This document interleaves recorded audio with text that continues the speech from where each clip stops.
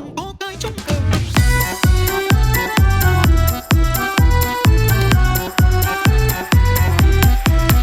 Tình bằng có cái trong cờ, em nhớ thương ai.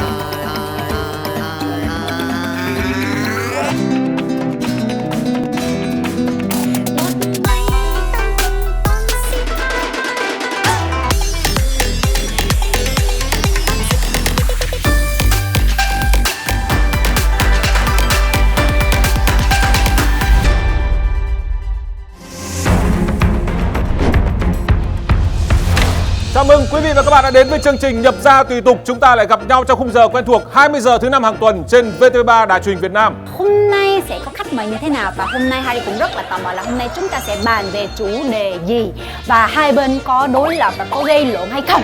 Tranh luận chứ mình không dùng từ gây lộn, đôi khi nó hơi gay gắt bởi vì chúng ta đến từ những nền văn hóa khác nhau, những quốc gia khác nhau, những gia đình khác nhau và mỗi người một suy nghĩ khác nhau. Dạ, và thông qua những cái tranh luận đó mà chúng ta có thể hiểu được với nhau và biết được những cái phong tục và những cái văn hóa của những quốc gia khác. Cho nên em cảm thấy là cái chương trình này rất là hay ho và rất là lợi ích cho tất cả mọi người. Em có vẻ bị ám ảnh cái từ hiểu. Anh ơi, cái hiểu nó khó lắm anh. Mình nghĩ là mình hiểu tại vì những cái trong những cái mà em học ở trong trường á thì trong trường dạy em như thế nào thì mình nói ôi cái này cũng dễ mà, mình cũng thông cảm, mình cũng hiểu mà, nhưng mà nếu mà gặp cái tình huống đó thì mình lại không hiểu người đối phương. Đại khái thế đi. Coi như là anh hiểu rồi đây. Và thưa quý vị, sau đây chúng ta sẽ gặp gỡ các thành viên của gia đình Nhập Gia Tùy Tục. Chúng ta sẽ cùng chào đón Mikachu đến từ Pháp,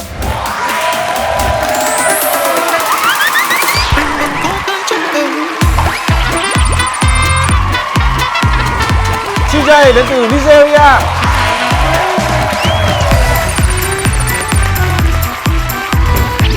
và hôm nay chúng ta cùng chào đón một thành viên mới, Dennis đến từ Thụy Điển.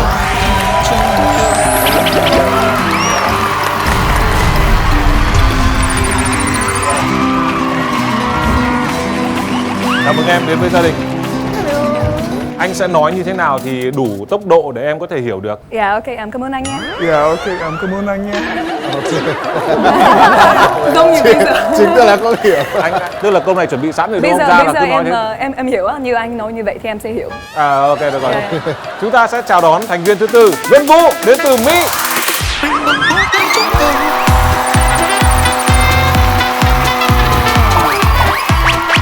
Vâng, nhân vật này chúng tôi không cần phải giới thiệu rồi, chúng tôi cũng không cần thì anh ấy cãi nhau tiếng Việt còn nhanh hơn chúng tôi. Rồi, chúng ta cùng chào đón một thành viên đến từ Nga, Elena.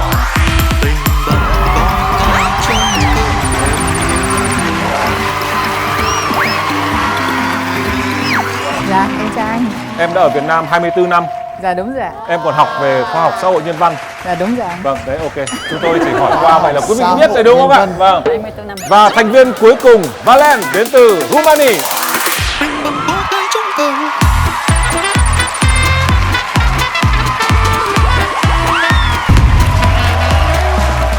Chào mừng em. Em lấy vợ người Việt đúng không? Vâng ạ. Những ai lấy vợ người Việt, người nước ngoài lấy vợ người Việt coi như tốt nghiệp tiếng Việt rồi, chúng tôi cũng không hỏi nữa. Ôi căng quá. Cũng như em ấy là cũng được tính là tốt nghiệp rồi. Em có cho là được tốt nghiệp không? Tốt nghiệp quá chứ, em có khi bằng giỏi. Em có khi bằng giỏi. Ở nhà vợ em có phải là người nói nhiều không? Cả hai ạ. Vì vậy thì mới lên nhau được. Như vậy là tiếng Việt của anh ấy rất tốt rồi, khỏi lo. Thường thôi. Vâng, các em thân mến, như thủ tục của chương trình của chúng ta, ban đầu chúng ta trong chương trình này ngoài nói tiếng Việt ra thì anh em mình còn có thêm chung một ngôn ngữ nữa, đó là ngôn ngữ của hình ảnh. Khi nhập gia tùy tục thì bọn anh cũng mới muốn giới thiệu một số những cái câu ca dao, tục ngữ, thành ngữ của Việt Nam. Thì các em sẽ nhìn qua hình ảnh, sau đó chúng ta cùng đoán. Ok không? Ok luôn. Let's go.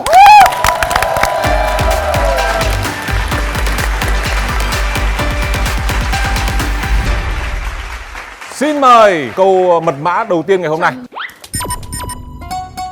Chân đầu gối. Chân đá. Chân đầu. Chân nặng, chân nặng. Chân màu đen. Chân đá. Chân đen. Chân da đen, chân da đen. Chân da đen. Cái gì đấy? Rõ ràng là một mà. Ném đá. Chạy được Em đá. Chạy gì? chạy bộ ở đèn ước mơ. Chạy đến ước mơ mình cứ Nhưng mà tưởng cái là này ăn nó thịt không gà. phải là biểu hiện của chạy. Nó không có ước mơ mà là nó cục đá. Một cục Nó là đá. cục đá rõ Hay là bông đá. Đứa nào mà ước mơ là Bóng đá cục đá hay là thì chạy do và gì ngã. đó. Đánh đá. Đánh đá. Đánh đá. Đánh đá. Rồi, anh xin chúc mừng cả nhà vì toàn bộ những dự đoán của mọi người sai hết. Bây giờ mọi người nhìn nhé, có chân Chân và có đá. Chân là cứng hay mềm? cứng chứ. Mềm, mềm mà Chân so là với mềm. đá là mềm. Đá là cứng hay mềm? Chắc chắn là Cứng. cứng rồi. Cứng, đúng không? Thế tại sao chân với đá lại để cạnh nhau? Chân Bởi vì chỉ có thể có một. Tại vì đá sẽ thắng thôi. Chân thành. Chân MC thành. chân thành. cho mình biết được cái Chân ý gợi ý là không? đúng rồi, gợi ý là Ok, bây giờ như này, giả sử câu này là chân mềm đá cứng thì nó có nghĩa gì không? chân mềm đá cứng. Nó đúng quá rồi. Có liên quan đến tình cách của con người không ạ? Ná ná như vậy, nhưng mà đại khái là nào, nếu giả sử là chân mềm đá cứng thì có gì để nói không? Rất đau. Rất đau. Không phải mà là vợ. Vợ thì chắc chắn là đá rồi. Sao lại liên quan tới vợ?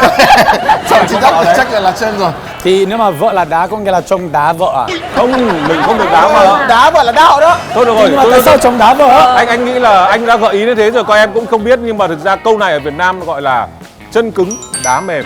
Ủa, chân cứng đá mềm Chân là cứng. sao ta? Ở đây là một cái câu động viên ai đấy.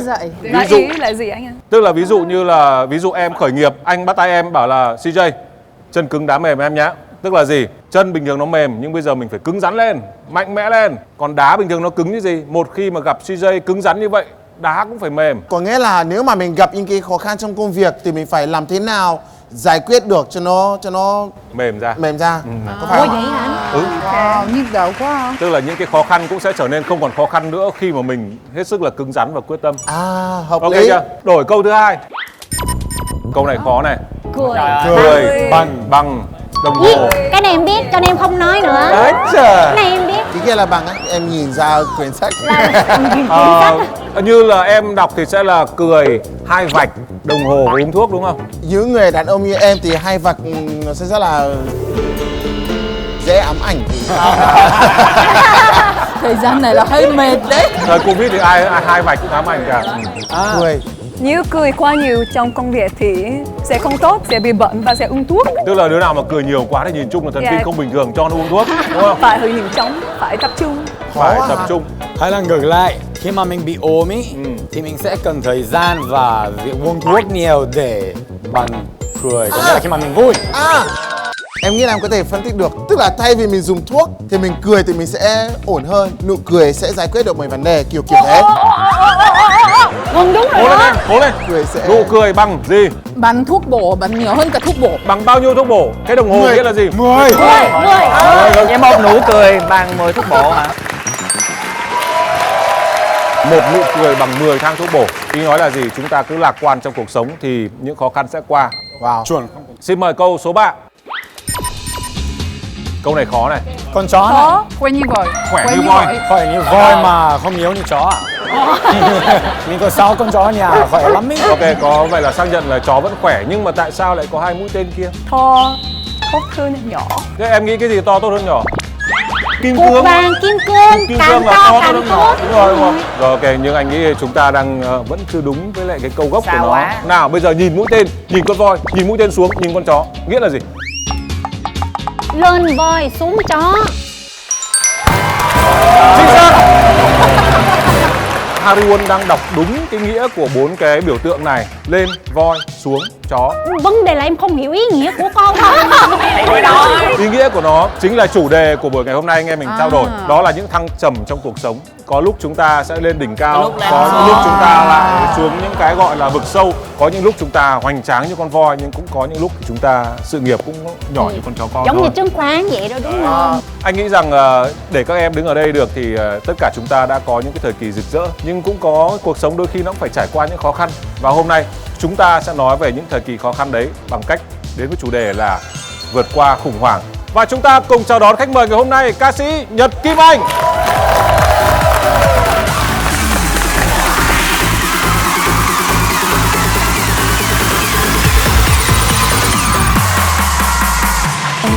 Cần lắm một bờ vai để em dựa vào, nhưng không phải ai em cũng sẽ dựa vào đâu anh. Em chỉ cần anh người mà em đã từng rất yêu, nhưng bờ vai anh ngày hôm nay dành cho ai rồi? Đêm là lúc nỗi buồn kia kéo nhau ùa về, em không hề muốn những gì vẫn nhầm nhạt ai đó bảo em tự vào đi nếu cần chở che, nhưng sự quan tâm em chỉ muốn đến từ phía anh. Nhiều đêm bước xa một mình em, nỗi cô đơn nhưng anh nhiều hơn, thèm được anh ôm từ phía sau, tự vai nhau im lặng rất lâu. Giờ ai đó bên cạnh anh, chắc anh cũng đã quên em rồi, vậy mà sao khi nghĩ đến anh em vẫn thấy nhói trong tim mình.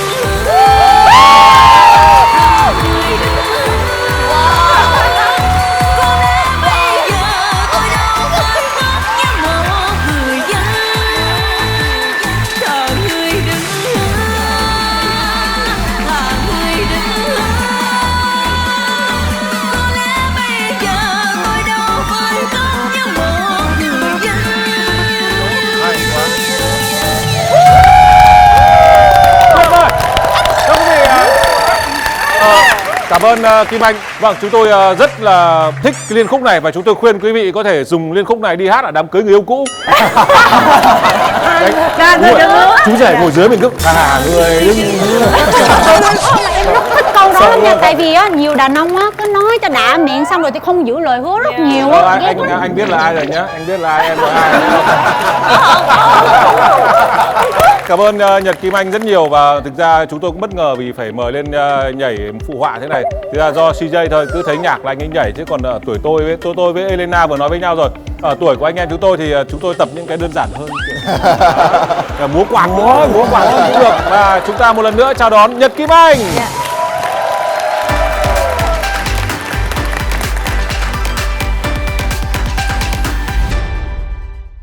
Chúng ta đang nói về những cái giai đoạn trong cuộc sống có lúc thăng, có lúc trầm, có lúc lên, có lúc xuống, có lúc vui, có lúc buồn. Và anh tin chắc rằng tất cả anh em mình ngồi đây, ai cũng có một lúc nào đấy mà chúng ta đã trải qua những cuộc khủng hoảng. Ngày hôm nay thì chúng ta chắc chắn là đã qua rồi.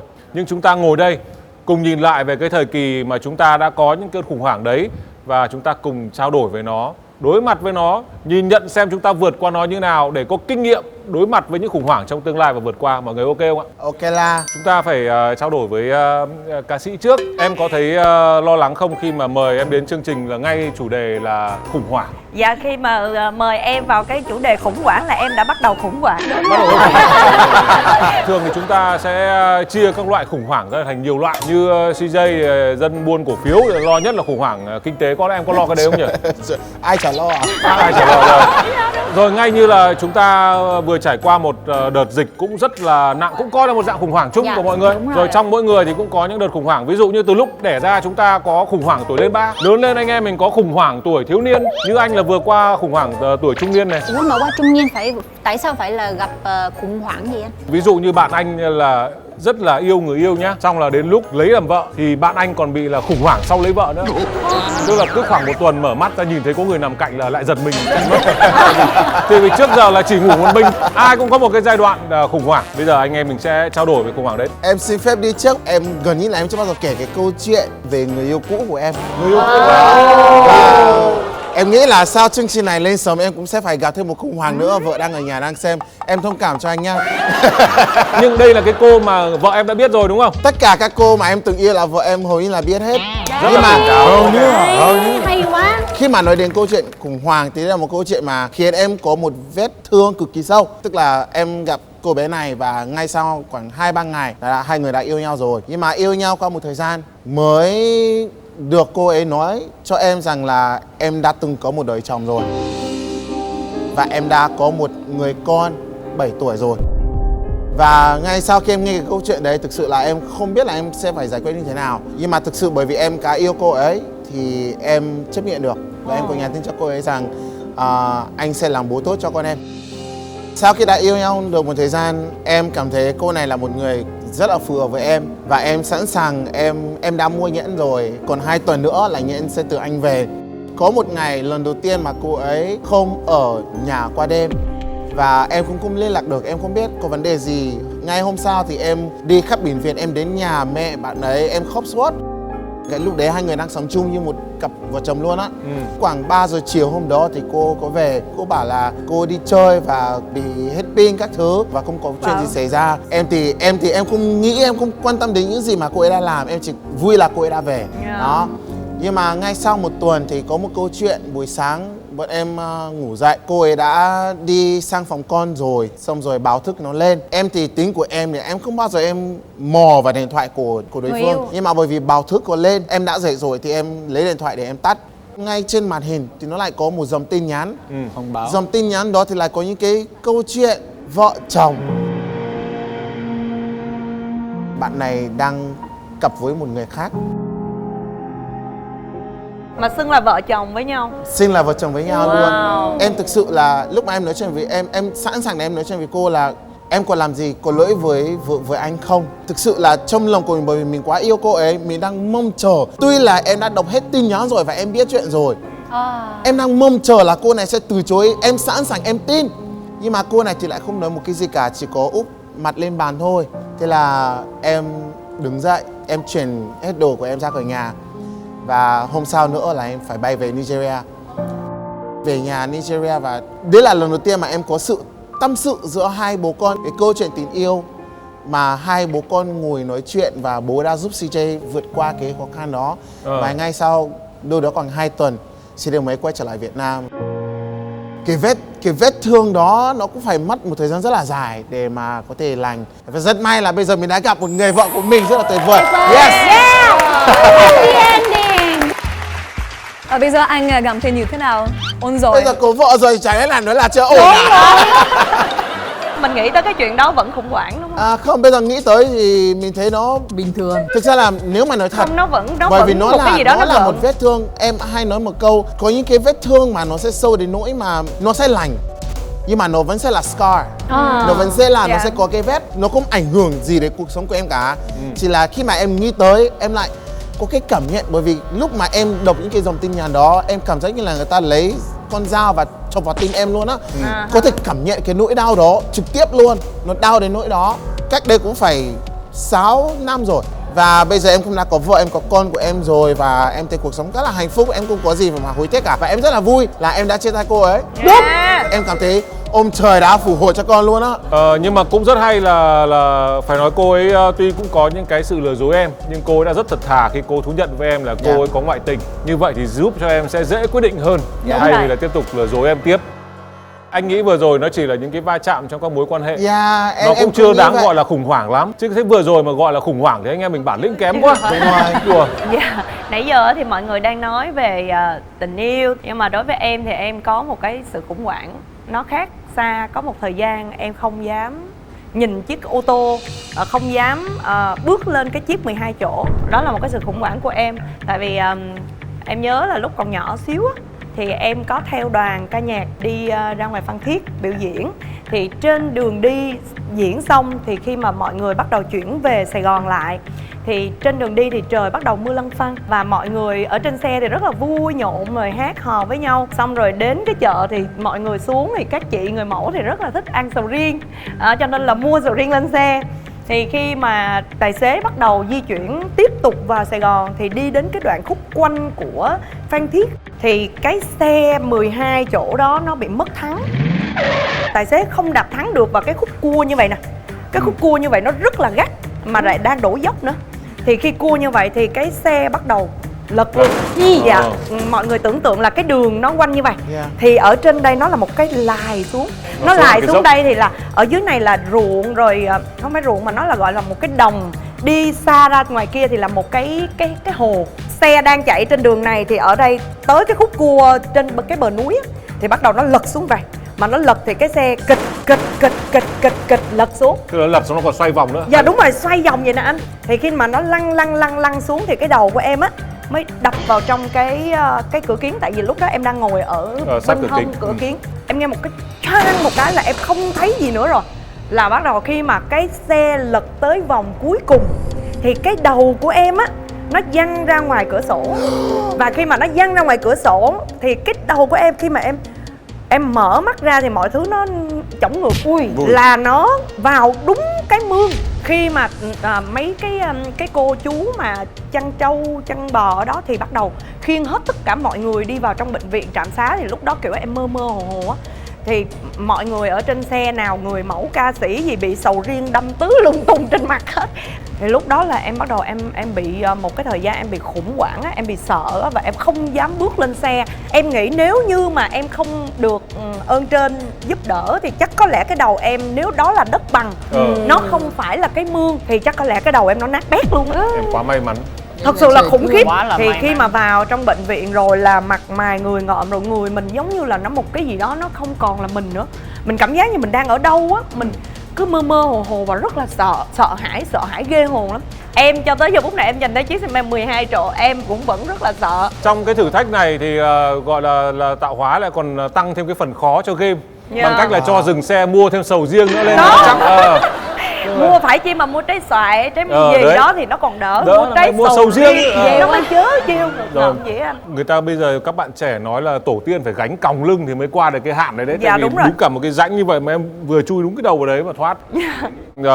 Đấy xong bằng cách nào thì em vượt qua được cái dạ thì thời gian anh, Tức là thời gian từ từ rồi mình bắt đầu mình đi xe máy, rồi mình đi xe hơi nhỏ rồi từ từ mình đi lại. Tức là của em là chờ đợi thôi. Dạ, đúng chờ đợi rồi mọi rất chuyện là sẽ sợ. qua. Nhưng mà cái cảm giác của mình hiện bây giờ á, mà mỗi lần mình bước lên con 12 chỗ mình rất là sợ, mà đặc biệt là khi đi những cái con khúc cua á, Dạ. cái con đường cua là lúc đó là bắt đầu nó cứ trào về và mình lúc đó mình cứ rung vậy nè. Nhưng mà cái vụ này xảy ra cách Từ được lúc bao mà lâu? Kim Anh mới có 14 tuổi. 14 Thôi tuổi. nhỏ Dạ. mà. Thế là chị Kim Anh lúc nào cũng cười, thì em nghĩ là cái câu ca dao tục ngữ lúc nãy rất là hợp với chị, là nụ cười bằng 10 thang thuốc bổ.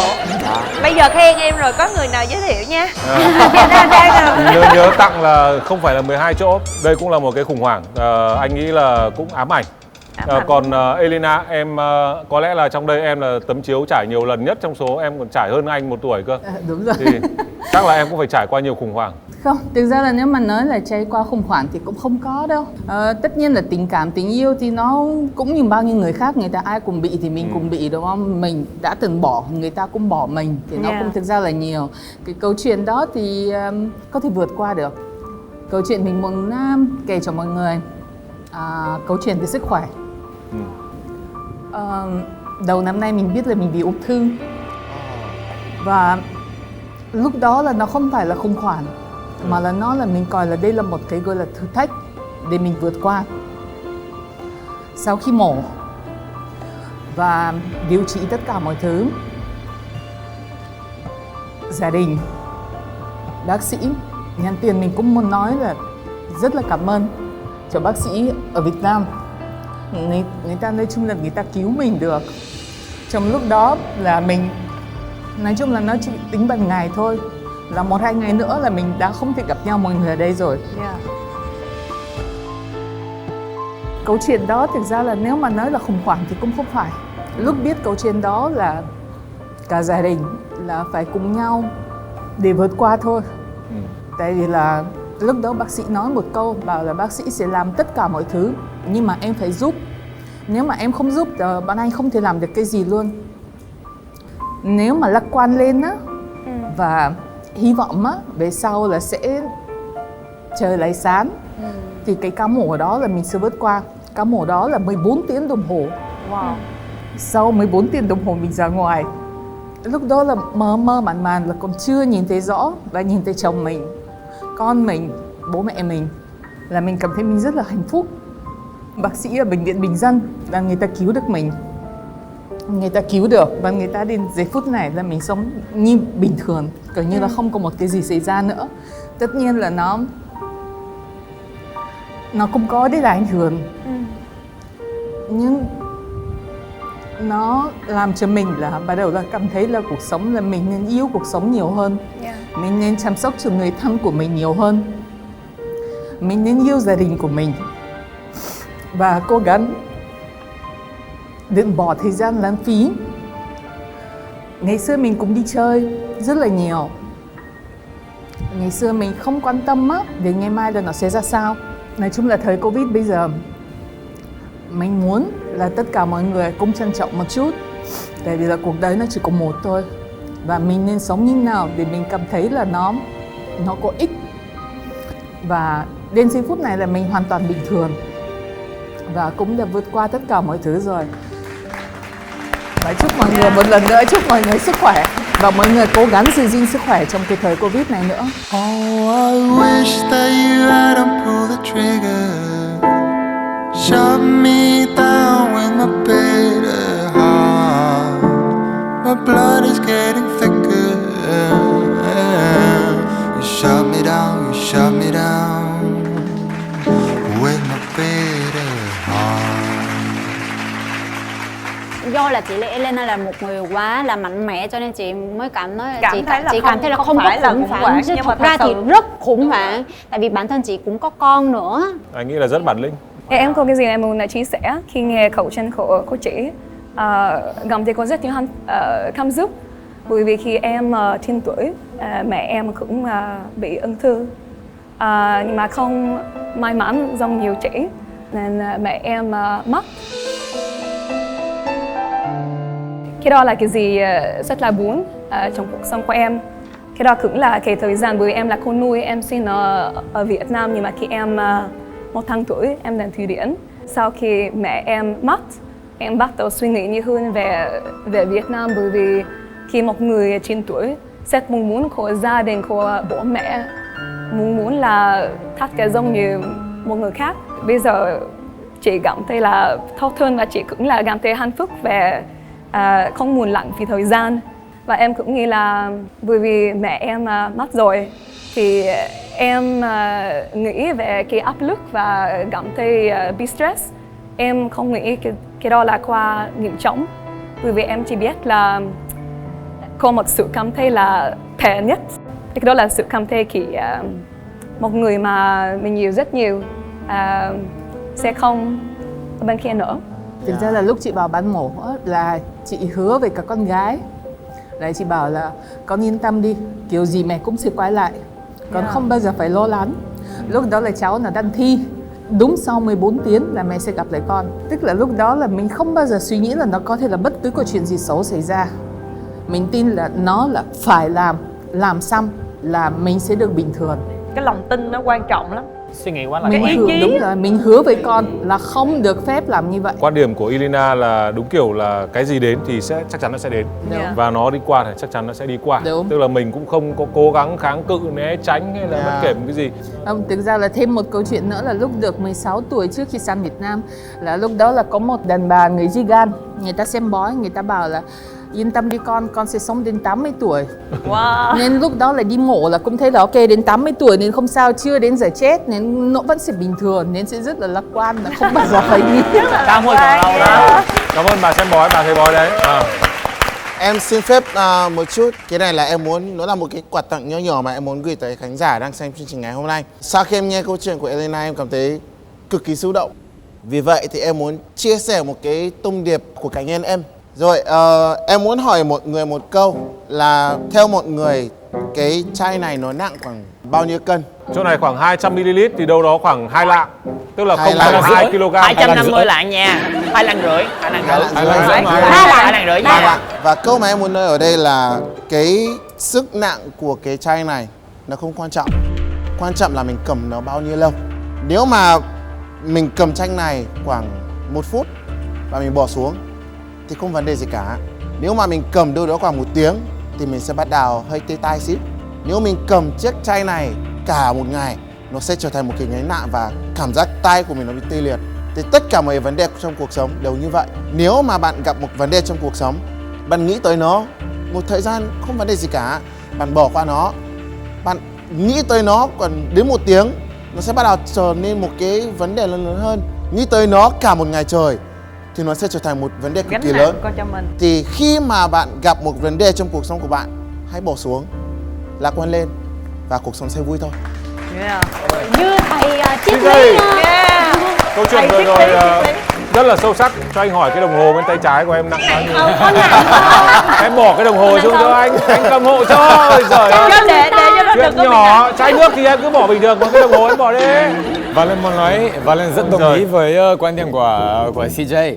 Mà Valen có một quan điểm hơi khác một chút. Đó là cái cách và phương pháp của mình để bình thường không bị stress khi mà mình có một vấn đề. Tất nhiên là mình sẽ cố gắng tìm giải pháp để giải quyết vấn đề đó.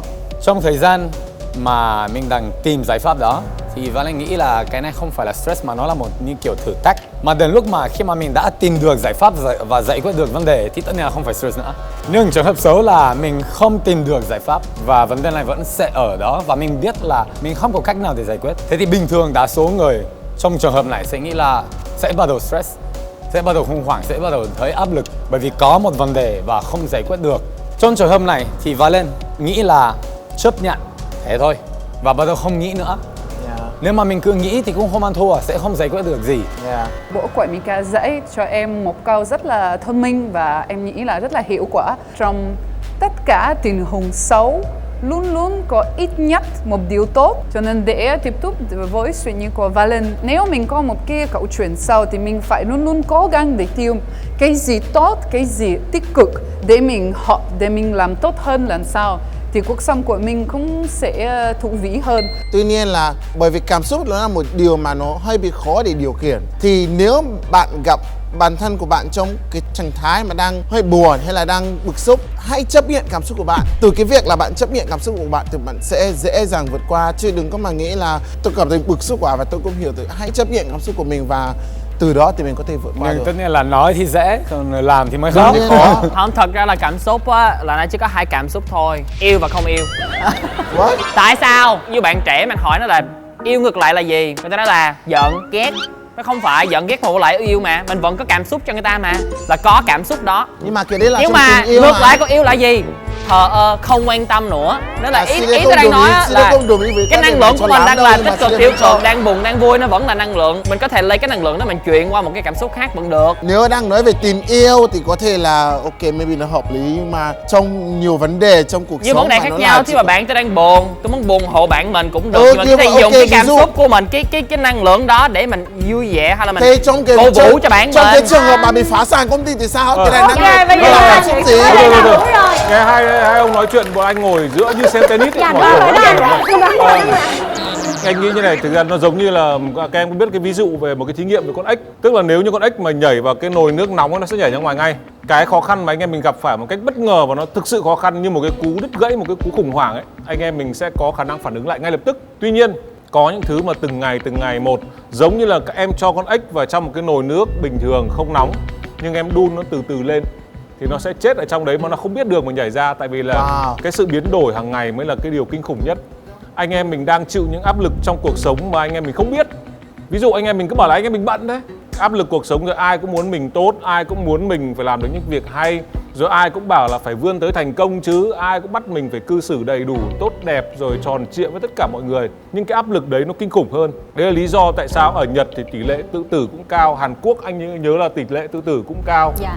Rồi những cái nước phát triển như là Thụy Điển rồi Đan Mạch cái thứ cũng cái tỷ lệ tự tử rất là cao, bởi vì sao? Cái cuộc sống rất là đầy đủ vật chất nhưng cái áp lực về tinh thần Dạ, thì đúng rồi. là Đúng điều vô rồi, hình. dạ. Nó cao. Mọi người sẽ hỏi là có cái gì đâu mà lại phải đau khổ đấy nhỉ? Ông sướng cái gì, ông có đau khổ cái gì? Ở đây điều kiện còn sướng như thế thì ông còn đòi hỏi cái gì nữa, nhưng không ai biết được là cái áp lực mà anh em mình chịu đựng Yeah. đấy mới là Tinh cái thần. Dennis có nghĩ là để không gặp thì quá nhiều áp lực và stress là cũng phải phân biết là cái này là cái công việc, cái này là trong cuộc sống, và như vậy sẽ không gặp thì quá nhiều áp lực.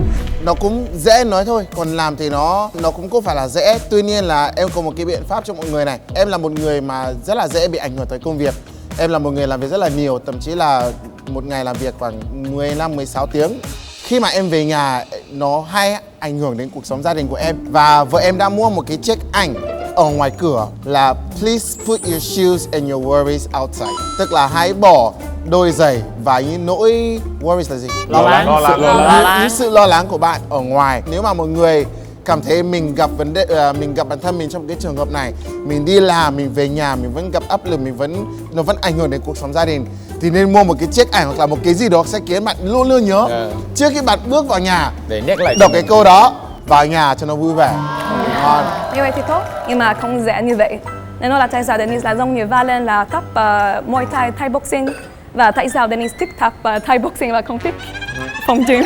Lúc nào cũng khi gặp thì áp lực từ công việc và gặp thì làm ok, có rất nhiều thứ phải làm, nhưng mà phải tập thể thao, phải tập Thai boxing. Sau một tiếng nữa thì suy nghĩ là lúc trước mình làm thì lỗ lắng về cái gì nữa mà Quên cái rồi. đó là cái gì? Quên rồi. Vô rồi, không quan trọng lắm. Bây giờ có mấy cái này cần phải hỏi mọi người, hoặc là gặp khó khăn phía trước thì có mấy cái sau. Ví dụ như ở Việt Nam thì mọi người hay có câu là tránh voi trả xấu mặt nạ. Tức là nếu thấy phía trước trên con đường của mình đi mà có một con voi ấy thì tốt hết là lượn chỗ khác. Chứ còn nếu mà bảo voi, mày là khó khăn của đời tao, tao sẽ đối mặt với mày, thì là nó sẽ quặn vòi vào mình và nó quẳng mình ra chỗ khác. Thế nhưng cũng có một câu mà anh em mình hay được nghe gọi là never give up, mà viết tắt tiếng Việt là N và G và U ấy. Thì có hai quan điểm. Bây giờ theo các em, mình nên đối mặt trực tiếp với khó khăn hay là mình nên chọn một hướng đi khác đỡ khó khăn hơn? Né Chúng trái ta luôn. sẽ vote bằng giơ tay nào. Bây giờ ai chọn là sẽ đối mặt thẳng thắn với vấn đề, giơ tay. Đối mặt.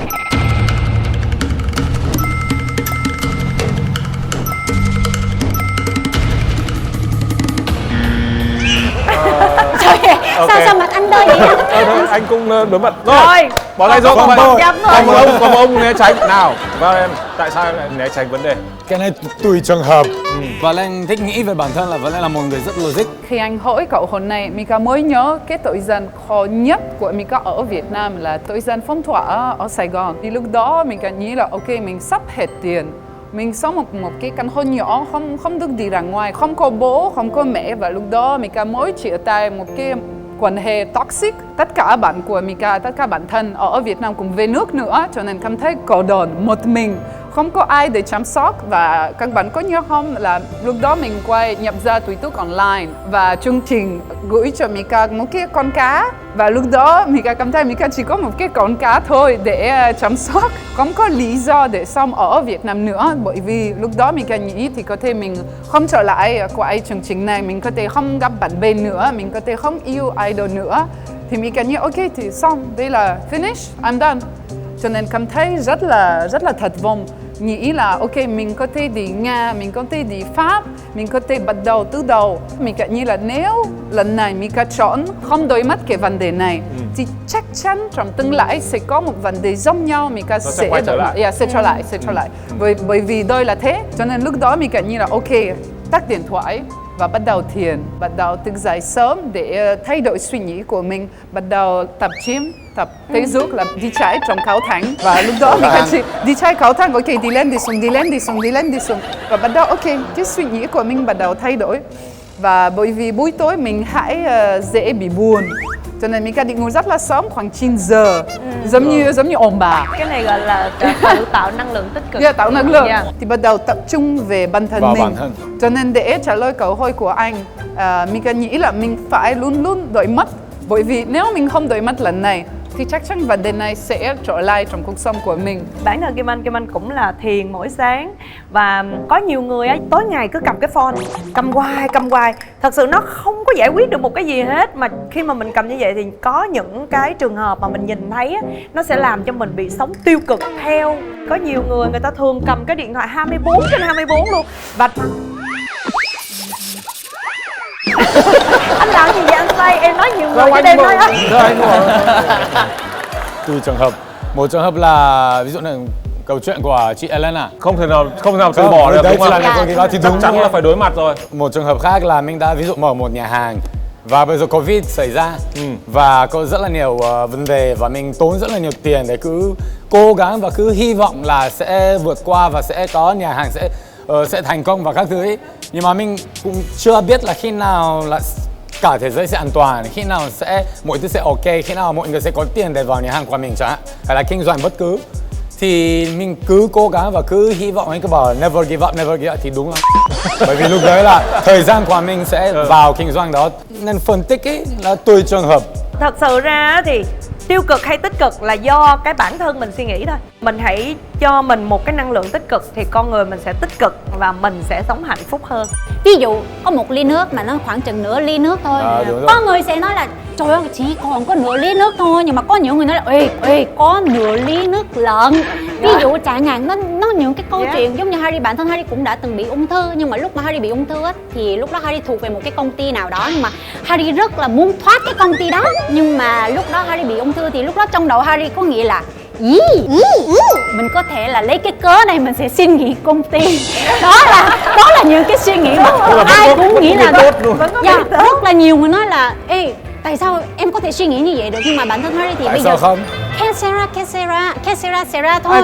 Đúng rồi, chuyện gì tới thì sẽ tới, thì mình tại sao lại không suy nghĩ một cách rất là tích cực để cho nó vui lên. Là với ví dụ của cốc đấy thì Valen nói là một cốc là nửa nước như vậy thì tốt nhất là mình nói là cái này là nửa đời còn nửa trống.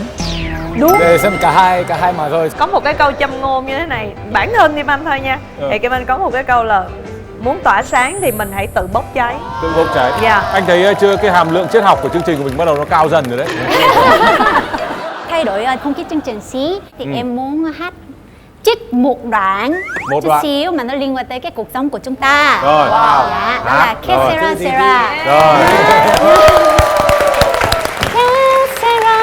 Sera, whatever will be. The future's not ours to see. Que sera, Sarah. Rồi, 10 điểm về chỗ. Quá tuyệt vời. Thưa quý vị, phải nói rằng là chúng ta đang ở trong một gia đình mà những thành viên trong gia đình của chúng tôi rất là bản lĩnh và cứng rắn. Họ luôn luôn chọn phương án là đối mặt với khó khăn chứ không chọn là né tránh. Còn có một người né tránh thì bảo rằng đấy là còn tùy tình hình. Tôi nghĩ đấy là một tinh thần rất là bản lĩnh của thành viên của Nhập Gia Tùy Tục. Sau đây thì chúng ta sẽ thay đổi không khí chương trình một chút. Ban đầu là chúng ta đã chơi bằng tiếng Việt rồi. Các em phải đoán các câu thành ngữ tiếng Việt rồi. Bây giờ để cho công bằng, chúng ta sẽ đến với câu đố đầu tiên, một món quà của Luân Vũ đến từ Mỹ. Ồ, Là lá cờ. 10 cái đó trở cái thành sau Là lá là cái gì? cờ. Lá Trở cờ thành trắng. thành công. Sẽ thắng. Ưng sở sẽ thắng. Cái giữa là cái gì? Em nghĩ là muối. Muối. Nếu thất bại dùng muối thì sẽ thành công. Wow, cái gì mà mặn vậy? Làm gì có chuyện đấy, nếu thất bại dùng muối sẽ thành công là ý nào? À không. Cái này nó liên quan đến nghề biên kịch của anh. Nếu viết kịch bản nhạt cho thêm muối vào bạn sẽ thành công. Nhưng mà cái này có phải muối không? Muối hay là hạt tiêu? Cái con đầu tiên là cái gì Là nhỉ? thua, không phải là thua. Muối là muối. Cái mà thua. Từ từ đã. Cái chữ mặn đúng không? Em không biết gì leo leo. Mặn có thể là mồ hôi. If you don't fail, you can't succeed. Na như vậy mà không phải. Và thành công là đúng. Rồi. Nhưng mà cái khúc ở giữa đang sai. Thua là gia vị Gia của vị. thành công. Thất bại là gia vị để dẫn tới thành công. Đó. Wow. Xuất sắc. Wow. Cái câu của Luân có nghĩa là thất bại nó sẽ tạo nên cái hương vị của thành công, nên là khi mà mình gặp một cái chuyện gì đó mà mình thất bại thì nó sẽ là một cái phần của thành công của mình, nó sẽ giúp cho mình sau này mình thành công hơn. Câu thành ngữ thứ hai là một món quà của Elina, một câu thành ngữ đến từ Nga. Rồi. Sức mạnh. Tiếng Nga sao biết được? Mika đoán đi, Mika là người Nga. Không nói gì cả chưa? Dạ, sức khỏe sẽ là một đòn bẩy cho cuộc sống hoặc là cần câu trong cuộc sống gì đó. Khỏe. Chắc là người mắc mãn chắc chắn sẽ tìm được một cá trong Từ từ, không phải. Bạn là người có sức khỏe thì bạn sẽ câu được con cá giữa biển lớn. Không phải. Ra đi Em lớn. nghĩ là Cái chỗ sức khỏe này là mình thay đổi bằng động từ nhá. Từ có cái cơ bắp kia là mình phải dùng động từ. Tức là tập gym nhiều, đi câu cá kiểu gì cũng đi biển. Được đấy. Như kiểu là nếu mà mình cố gắng nhiều thì mình cũng có thể bắt cá trong hải. Gần đúng một chút xíu nữa. Mình phải bỏ sức, mất sức thì mình mới câu được cá từ ao. Là tức là cái gì? Là mình muốn làm một cái gì đó là Thì mình phải lao động, hết sức. mình phải cố gắng hết sức thì mình mới lấy được một cái là mình muốn. Chị có thể nói Ok, câu chị này done bằng rồi. tiếng Nga. Беспрудании выловишь rыбку из пруда. Vậy là có câu chính xác là câu này ở Việt Nam có thể dùng là muốn ăn thì lăn vào bếp. Đúng rồi. Sang câu khác. Sau đây sẽ là một câu của Romania. Đúng rồi. Ôi trời ơi, Đoán Cái đi gì xem đây? nào. giống xì hơi quá vậy. Hát Không xì xì hơi. hơi. Chắc chắn không đoán được. Không xì hơi là Xì tàu hơi. sẽ không chạy. Không có gió thì thuyền sẽ... Nếu mà không có gió thì phải tự chèo thuyền. Đúng, ok, nhưng mà anh sắp xếp lại thì một cách hay hơn. Hãy phải tự nỗ lực và đừng trông chờ vào gió. Không trở thành sailor. Không phải. Cái này là đúng ý thôi chứ làm sao bắt được sắp xếp được. Ok, thì rồi. nhưng mà có một cách hay hơn là Romani thì là dacă vântul nu suflă în pânză thì vă zlește. Ok, còn hiểu tiếng rồi. Việt là nếu như mà gió không thổi vào cánh buồm Thì trèo đi. treo đi. Chứ đừng rồi. đừng trông chờ vào gió. Tuyệt vời. Chúng ta sẽ mỗi một buổi chúng ta sẽ đến với một vài câu của các nước để thông qua đó chúng ta hiểu nhau hơn. Có thể ngôn ngữ các nước khác nhau nhưng rất may vì các em nói tiếng Việt chung nhau chứ không có gì khác nhau cả. Đấy là cách để chúng ta hiểu nhau hơn. Mà phải đố như này thì nó mới vui chứ nói toẹt thì có gì để vui, đúng không?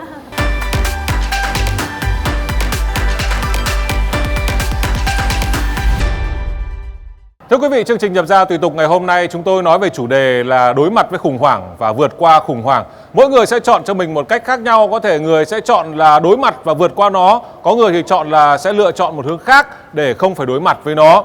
Đấy là tùy mỗi người. Có một điều chắc chắn như thế này, đó là trong tương lai những khủng hoảng, những khó khăn vẫn luôn đến với chúng ta và chúng ta không có quyền lựa chọn là sẽ được chọn khó khăn nào. Nhưng chúng ta có quyền lựa chọn cách để xử lý những khó khăn đấy. Nên cứ yên tâm, cứ nhẹ nhàng đón nhận và xử lý nó. Kính thưa quý vị, chương trình của chúng tôi đến đây là kết thúc. Chương trình của chúng tôi sẽ phát sóng vào lúc 20 giờ thứ năm hàng tuần trên kênh VTV3, Đài Truyền hình Việt Nam. Vâng, còn bây giờ thì xin chào và hẹn gặp lại. Bye.